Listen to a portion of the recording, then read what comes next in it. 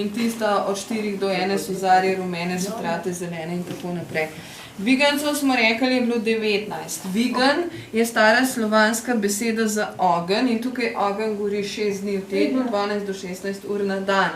Potem imajo pa viganci, mi rečemo partikle. Vice, huda jama, črna luknja, globoko peku in tako naprej. Tukaj polet je plus 40, po zimi zna biti minus 20.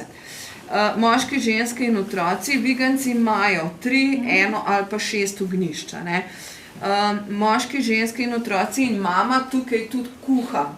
Mama pripravi tukaj zajtrk in skuha kosilo.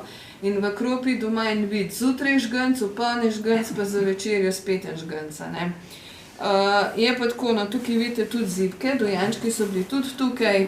V bistvu se dnevno življenje dogaja v vigancu. Pa biti vse sterilno.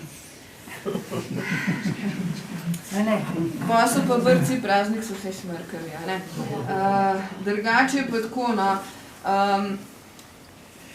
jaz glih nisem rasla, ker sem pa toliko le mlaja, pri nas v bistvu en viganc oziroma nekaj vigancev je bilo še, ko sem bila jaz otrok. Drugače je pa to zgodba, včasih rečejo, kako so se pa otroci naučili. To je šla zgodba iz ata na otroke, iz mame na otroke, iz generacije na generacijo. Druga skrajnost je bila pa šola. Nobena vpraša, kaj pa šola.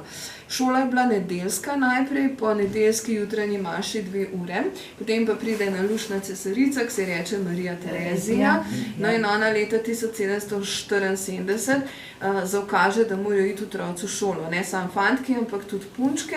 No in od takrat naprej grejo v kropi 3 dni v šolo, 3 dni so pa že prekovana. Ker je bila kazen, če niso šli v šolo, tako velika, da je bolj, da so šli v šolo. Zdaj pa na glave pasti.